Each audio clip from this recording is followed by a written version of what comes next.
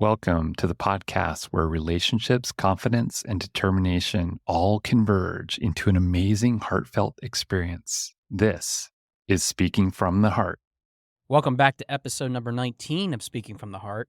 Today, we're going to be talking about interviews, which is another type of service that Your Speaking Voice LLC provides to clients that are interested in not just getting to that next level when it comes to our professional development, but maybe even impressing someone that we need to be able to showcase not only our values, our aspirations, our knowledge, our skills, our abilities, but to handle the different types of interviews that come alongside of it.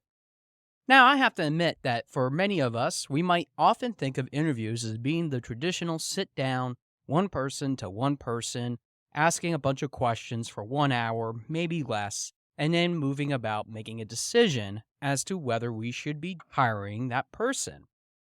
Well, it's a lot more than that nowadays, and it's not like your father's or your mother's interview. And I think that it's so important to talk about how interviews have evolved, especially for not just those that are looking for any type of blue collar, white collar, or any collar job. It's looking at how we can use some of these techniques that are universal in nature and apply them to the different types of things that come about doing what we do, especially during interviews. Now, I have to say also that not only are we talking about the concepts itself that we have that allow us to become that best person or that best candidate that stands out in front of everyone else, but even in the previous episode in which we talked about resumes, we are talking now after getting through what was written is really backing up what you have already written down, that that person has made a decision to call you in and be able to qualify what you bring to the table. I know that for many of us, we are going to already start with a conversation about, well, I really exacerbated my opportunities that I have on my resume, and now I'm in trouble. What should I do? This is why it's so important starting out, especially if you have an interview with someone, is to lay everything out on the table, especially with what you are supposed to be doing at that job interview. What do I mean? Let's clarify a couple things that you should be doing even before you set foot in front of that interview panel, that person, or even doing it over your computer. First off, we always talk about having a checklist ready, and we do that at my business in order to have the resources available so that you are ready to be prepared for that interview. And we do a preparation checklist because it makes sure that we not only have the qualifications of what we're looking for to have that available to us during that interview, but we're also ready for anything that comes along our way. So a few things that I list on my own checklist include the following: researching the company and even the role that you applied to, because it might have been a while since you looked at that position description that was being considered, and you haven't even looked at the company possibly for quite a while. This is the time to go through that again before you walk in the door, because 9 chances out of 10, a panelist will ask you, why are you interested in the job? Or what do you know about the company in the first place that allows you to be interested in that position? This even includes looking at your resume. What did you submit? What was the cover letter, if you prepared one, that you sent in that showcases those qualifications that you have? Cover letters oftentimes are becoming a forgotten art, but are still important in order to showcase and spell out what are the things that you bring to the table that are specific to that position. So it's always good to review that before you enter the interview. Another aspect is to even look at where your location of the interview is at, especially if you're going in person. Being familiar with even the technology that you're utilizing, whether that is Teams, maybe you're using some sort of mobile device that allows you to go on Zoom. Being familiar with those technologies and practicing with a colleague, a friend, or a family member can help you get a long way. But more importantly than anything else is to practice what kind of decorum you might expect during the interview. Now, I have to be honest. Maybe you're going to an interview in which you are going to be doing a lot of heavy labor. Do you think that dressing in a suit will impress those people? Probably not, because those people might be in a casual format. They might be wearing jeans. They might be wearing a button down shirt. They might not be wearing a tie or any sort of suit whatsoever. So, knowing what your proper attire is so important, especially to match the culture in which you're trying to interview. Because having a great fit will help you get a long way. Even with all those things prepared for, we might be scared, afraid, petrified of the questions that might come our way. There's a listing of all kinds of different types of questions that you can access online of all kinds of different databases that provide you with a lot of different resources, which some of them I even give to my clients, especially starting out. This includes some of the questions such as, why are you motivated to be part of this career in this X industry? How do you handle changes to a plan? Tell me about a time which you had to resolve a conflict with a coworker or a contractor. Or, how do you ensure that projects are completed within budget? These questions, amongst many, many multitudes of different other ones, are available not only through what I provide because of the experience that I've had going through the interview process in a variety of different industries, but they're also available on databases such as Interview Buddy, LeetCode, Gainlow, Foundit, and even Glassdoor, which many people might have heard in the past. Some of the more traditional ones, such as Indeed and even Interviewing, which interviewing.io is another great tool that allows you to practice interviews, provide a lot of different resources so that you're helping yourself not only stay in focus, the interview panel for that matter, but it allows you to stay in touch with other people that are like-minded in the industry, sharing that information and knowing more about what to expect during an interview. That leads into my underlying point. No matter what interview type it might be, it's always good to have as much insider information as possible, but also take it with a grain of salt. You really want to be your authentic self when you're bringing your best game to the interview, no matter if it's with one person or a panel of individuals, whether that is a first interview, second interview, or even a third interview for that matter, and I've even heard of other people going through a fourth and fifth round. Having that ability to sort yourself and make yourself stand out in front of all the other candidates is important by being able to practice, which you'll be able to do by utilizing some of the resources that I've provided, even in this episode, but even being able to help yourself understand how you can move from point A to point B without jeopardizing or even feeling like you're inadequate for being able to prepare for that next interview. Now, for many of us, like I mentioned earlier in this episode, we can do all kinds of traditional types of interviews, whether we meet face to face. Some might even do a phone interview or a video interview, which are similar in nature, except that you might see them, you might not see them, group interviews, and even panel interviews for that matter. But have you ever been involved with stress interviews? Maybe a case interview? Maybe even being interviewed during a job fair? Maybe you've been interviewed on the job in which you are doing something in which you are performing a task or a service that the client or the person that you are getting hired from potentially wants to see what kind of work you're able to do. But there's other types, such as behavioral interviews, how you react, how you respond to different types of situations, which in most service-oriented firms, such as even being a police officer or even being a prison guard, those can be types of interview tactics that are used so that we know a little bit more about how you interact with different people. But there's also others, such as having a competency-based interview, maybe even having an informal or what is called an informational interview. All of these are different types of ways in which you gather information and resources about different types of things and people that allow you to create some of those best interview tactics for yourself.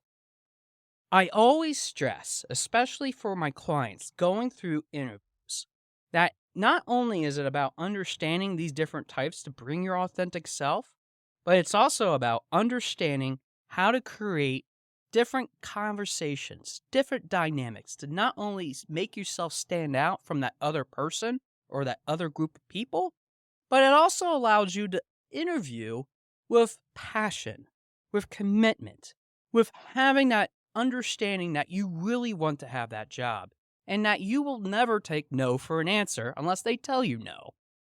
Those are the types of things that you want to be able to do in order to create opportunities for the panelists to ask and to dig more deeply with you about.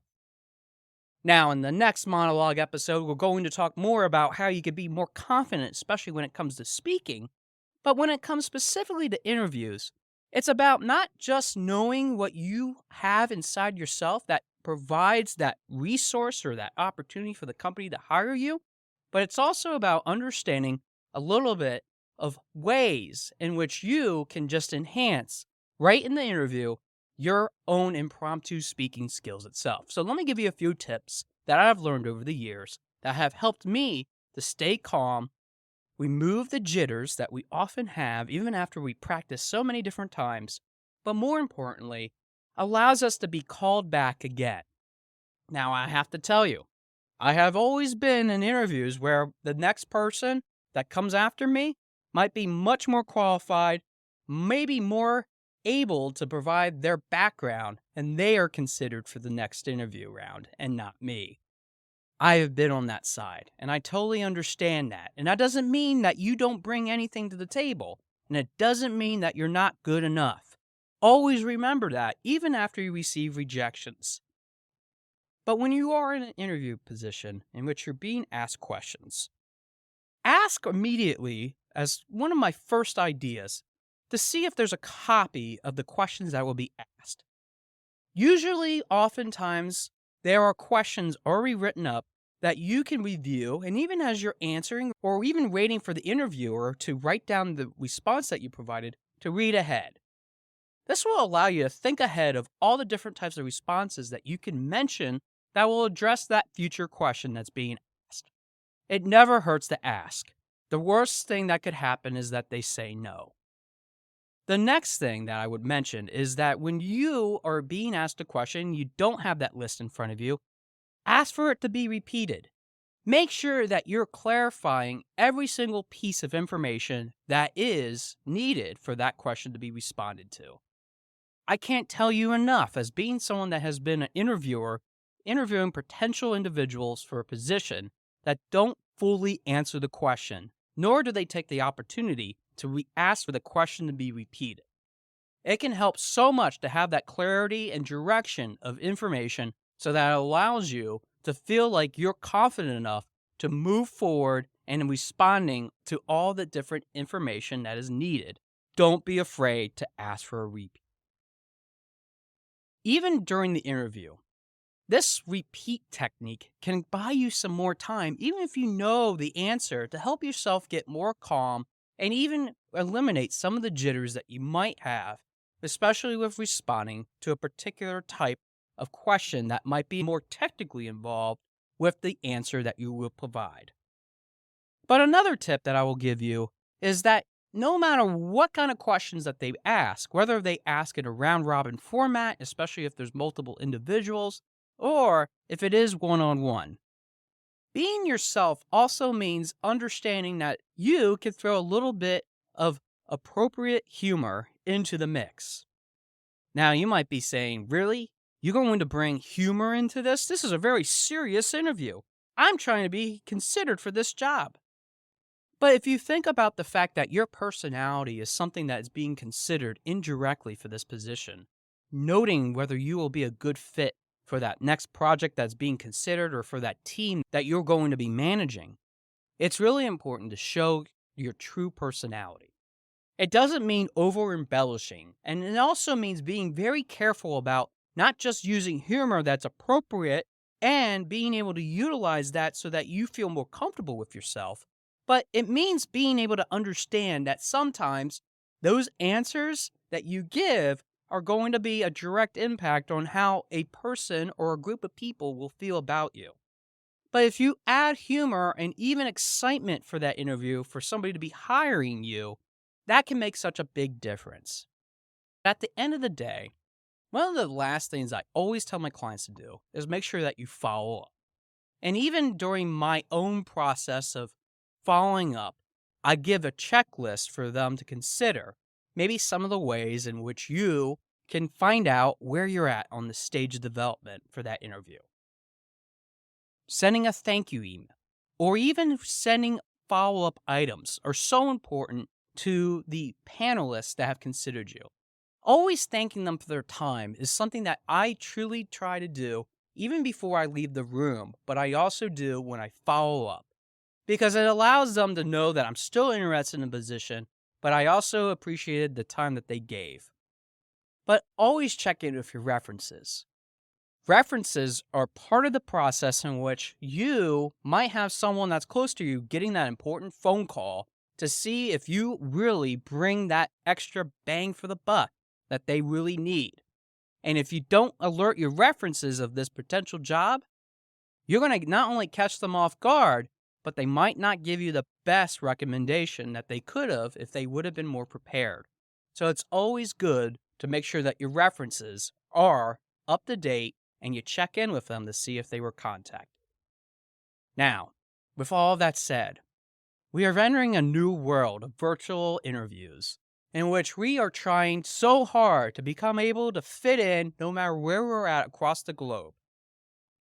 Even with all the types of software and connectivity that we have, it's always important to think about the virtual interview format as the same as the in-person.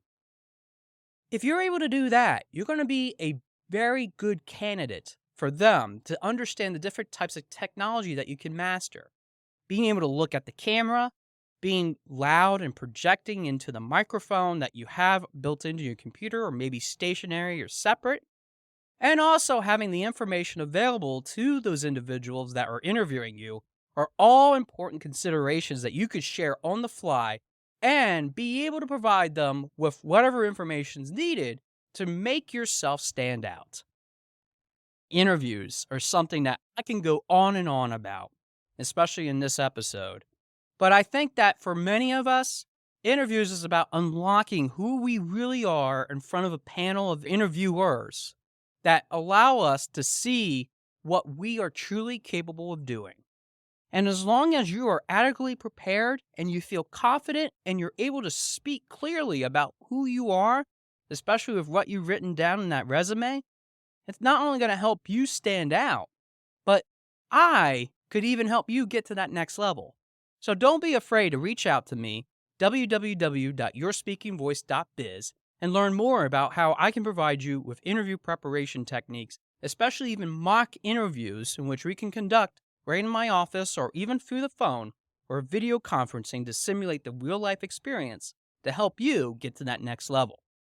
Because it is about not just selling yourself, but it's about showing you and others that you have what it takes to become not only that best person as part of that next team project, but maybe having that security that we all desperately want, that we all are able to do because we're showing our true best versions of ourselves. Thanks for listening to episode number 19 of Speaking from the Heart, and I look forward to hearing from your heart very soon. Thanks for listening. For more information about our podcast and future shows, search for Speaking from the Heart to subscribe and be notified wherever you listen to your podcasts. Visit us at www.yourspeakingvoice.biz for more information about potential services that can help you create the best version of yourself. See you next time.